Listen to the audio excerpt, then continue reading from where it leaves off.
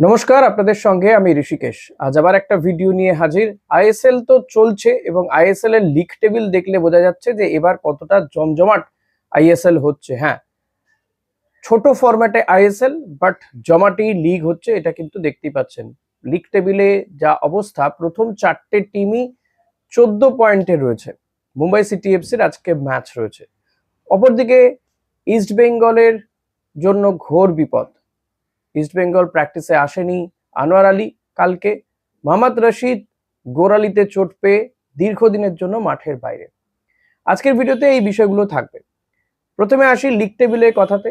যাই হোক, লিগ টেবিলটা আবার ঠিকঠাক করা গিয়েছে দেখছি, গুগলে অন্তত তাই দেখা যাচ্ছে যে ইস্ট বেঙ্গল এই মুহূর্তে 5 নম্বর স্থানে। ইস্ট বেঙ্গল এই মুহূর্তে 5 নম্বর স্থানে লিগ টেবিলে রয়েছে আইএসএল এর। প্রথম চারটে টিমই রয়েছে কিন্তু 14 পয়েন্টে। মুম্বাই সিটি এফসি তারা 1 নম্বর স্থানে, তারপরে মোহনবাগান, জামশেদপুর, দেন বেঙ্গালুরু এফসি, দেন ইস্ট বেঙ্গল, তারপরে পাঞ্জাব। কারণ গোল পার্থক্যে ইস্ট বেঙ্গল এগিয়েই ছিল। প্রথমে এই তালিকাটা ভুল দেখানো হচ্ছিল। এখন দেখুন কতটা হাড্ডাহাড্ডি লড়াই হচ্ছে, যে প্রথম চারটে টিমেরই same point. Mumbai city FC যদিও আজকে ম্যাচ রয়েছে উড়িষ্যার বিরুদ্ধে, আজকের ম্যাচটা তারা যদি জিতে যায় তাহলে আবার তারা 1 নম্বরেই থাকবে এবং পয়েন্ট টেবিলে অনেকটা কিন্তু তাদের মধ্যে ফারাক হয়ে যাবে তাদের আর মোহনবাগানের মধ্যে। তো দেখা যাক সেটা সেই ম্যাচ কি হয়। এই ম্যাচের দিকে তো অতি অবশ্যই নজর থাকবে। আবার যদি উড়িষ্যা কোনোভাবে ম্যাচটা জিততে পারে, তবে মুম্বাই এই মুহূর্তে যে পারফরমেন্স করছে তাতে কিন্তু উড়িষ্যার কাছে এই ম্যাচটা জেতাটা টাফ। হ্যাঁ, তো কিন্তু এরকম ভাবে তো বলা যায় না, অনেকেই অনেককে বেগ দিতে পারে, দিয়েও দিচ্ছে। যাই হোক, সেটা দেখতে হবে আর একটু সময় গেলে, বা ম্যাচটা হলে তো বোঝা যাবে। এভাবে তো বলে দেওয়া যায় না, জ্যোতিষী হওয়া যায় না। এবার ইস্ট বেঙ্গল যদি এই আইএসএল চ্যাম্পিয়ন হতে চায়, যদিও অস্কার চাইছেন না, তাহলে ইস্ট বেঙ্গলকে কিন্তু পরের ম্যাচগুলো সবকটা যা যা ম্যাচ আছে পরের সবকটা ম্যাচে জিততে হবে। জোর কদমে প্র্যাকটিস চলছিল, এর মধ্যে কিন্তু অস্কার ভুজো 2 দিনের ছুটি দিয়ে দিয়েছেন। মঙ্গলবার দিন আবার প্র্যাকটিস হবে।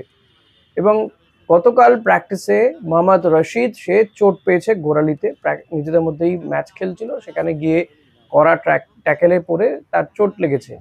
ইস্টবেঙ্গলের যে মাঝমাঠ, এই মাঝমাঠ কিন্তু আইএসএল এর চমক দেখাচ্ছিল এবং এই মাঝমাঠের অন্যতম স্তম্ভ বলা যেতে পারে এই মোহাম্মদ রশিদকে। অ্যাটাকে চলে যাচ্ছে, ডিফেন্সে নেমে আসছে, দূরপাল্লার শটে গোল করছে।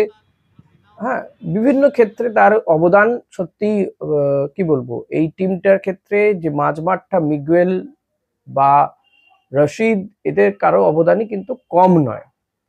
তো এই রশিদকে কিন্তু আগামী প্রায় 2 সপ্তাহ 3 সপ্তাহ মতন আর পাওয়া যাবে না। ফলত রশিদকে নিয়ে এবার অনিশ্চয়তা দেখা দিল। যখন কেভিন সিবেলে ফিরে আসবে বলে শোনা যাচ্ছে, কেভিনের চোট থেকে মুক্তি পেয়েছে সে এবং ধীরে ধীরে সে সুস্থ হচ্ছে, ম্যাচে ফেরার তার একটা সম্ভাবনা বাড়ছে, ঠিক সেই সময় মোহাম্মদ রশিদের চোট কিন্তু ইস্টবেঙ্গলের কোচের কপালে চিন্তা বাড়ালো। ফলত আগামী বেশ কয়েকটা ম্যাচে কিন্তু এই রশিদের সার্ভিস পাবে না ইস্টবেঙ্গল।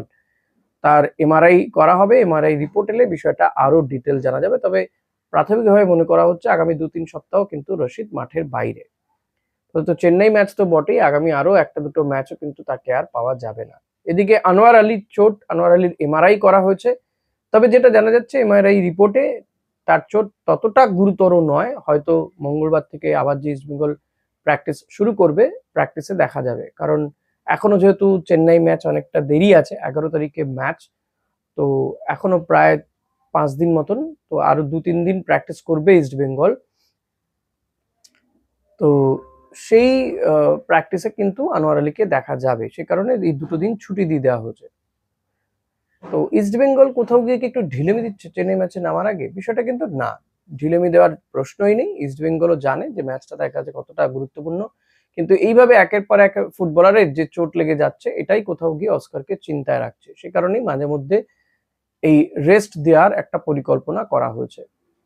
তো আনোয়ার আলী ফিরে এলে নিঃসন্দেহে আনোয়ার এবং কেভিন ডিফেন্সটা শক্তপোক্ত হবে, কিন্তু মাঝমাঠটা আবার একটু দুর্বল হয়ে যাবে। সেক্ষেত্রে মাঝমাঠে গুরুত্বপূর্ণ ভূমিকা নিতে হবে কিন্তু সাউল ক্রেসপো এবং মিগুয়েলকে।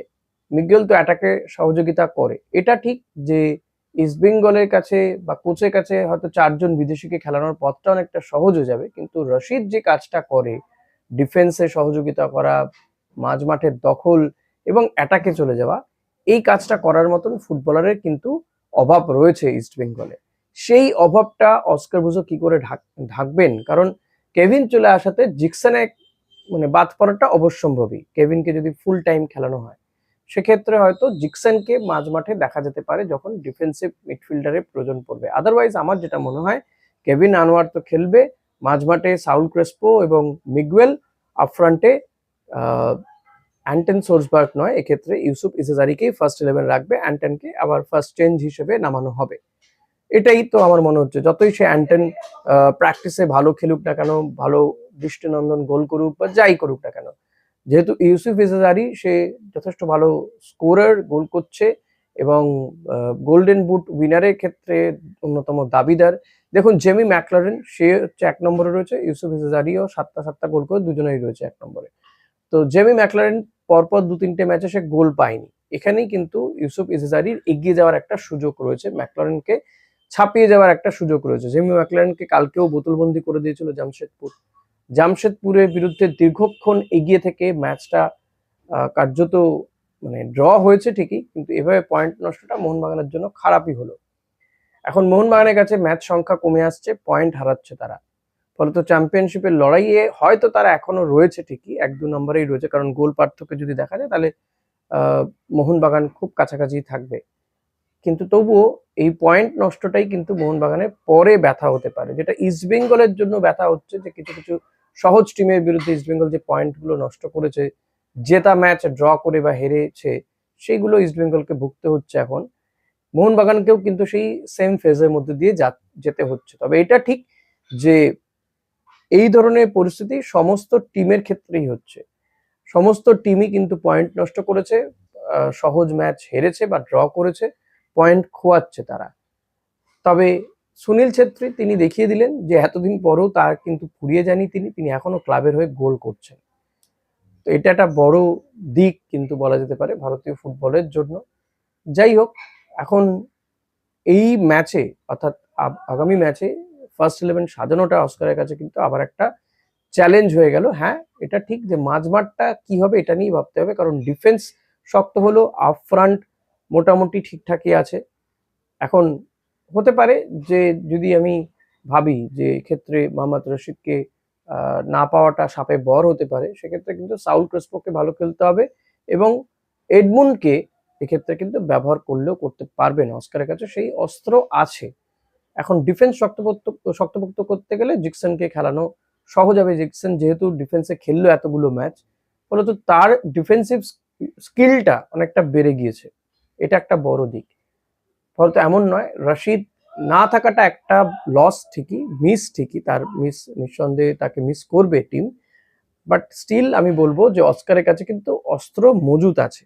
এমন নয় যে রশিদকে না পেলে সবটা ঘেটে যাবে, নষ্ট হয়ে যাবে, বাট এটা ঠিক যে অস্কার রশিদের অভাবটা হয়তো পূরণ করে দিতে পারবে অন্য প্লেয়ারদের দিয়ে, বাট রশিদকে আগামী কয়েকটা ম্যাচ কিন্তু মানে তাকে ছাড়াই ম্যাচ খেলতে নামতে হবে ইস্টবেঙ্গলকে। এখন চেন্নাই খুব বেশি শক্তিশালী টিম নয়, ম্যাচটা ইস্টবেঙ্গলের জেতা উচিত, বাট স্টিল ম্যাচটা যেহেতু অ্যাওয়ে ম্যাচ এবং এই অ্যাওয়ে ম্যাচ যে কোনো টিমের ক্ষেত্রেই কঠিন, তো ইস্টবেঙ্গলকে জিতে এই রেসে থাকতে গেলে ম্যাচটা জিততেই হবে, তাহলেই ইস্টবেঙ্গল 14 পয়েন্টে যাবে, তাহলে এই লিগটা আরেকটু টাফ হয়ে যাবে, মানে প্রত্যেকের জন্য একটু টাফ হবে, প্রতিদ্বন্দ্বিতা আরো বাড়বে। তো দেখা যাক, ইস্ট বেঙ্গল তো, তাই খুব বেশি বাজি ধরতে আর ইচ্ছে করে না এখন। স্টিল আমি বলবো যে ইস্ট বেঙ্গলকে ফর্মে ফিরতেই হবে, ভালো খেলতে হবে, ম্যাচ জিততে হবে, এটা ছাড়া আর কোনো উপায় নেই। আপনাদের কি মনে হচ্ছে সেটা অতি অবশ্যই জানান, এবং লিগটা আরো জমে যায় যদি আজকের ম্যাচটা মুম্বাই হেরে যায় বা ড্র করে। মুম্বাই হেরে গেলে তো সবার জন্য খুব ভালো, ড্র করলেও পয়েন্ট নষ্ট করাটাও কিন্তু যথেষ্ট ভালো, মানে আরেকটু টাইট হয়ে যাবে। ড্র করা বা মুম্বাইকে যদি উড়িষ্যা আজকে হারিয়ে দিতে পারে, তাহলে কিন্তু ওপরের টিমগুলোর ক্ষেত্রে খুবই ভালো হবে। মোহনবাগান বা Jamshedpur, even east Bengal also, তারা কিন্তু যথেষ্ট অক্সিজেন পাবে বলে আমার মনে হয়। আপনাদের কি মনে হচ্ছে সেটা অতি অবশ্যই আমাকে জানাবেন, কমেন্ট করবেন প্লিজ। ভিডিওগুলো ভালো লাগলে লাইক কমেন্ট শেয়ার করবেন। আগের অনেকগুলো ভিডিও আপনারা দেখছেন না, কিন্তু প্লিজ একটু দেখুন, নিয়মিত হওয়ার চেষ্টা করছি, প্লিজ একটু দেখুন, সাবস্ক্রাইব করবেন অতি অবশ্যই। অনেকে আনসাবস্ক্রাইব করে দিচ্ছেন, ভাবছেন বোধহয় আমি আর ভিডিও দেবো না, দেবো নিশ্চয়ই দেবো, দিচ্ছিও। Thank you.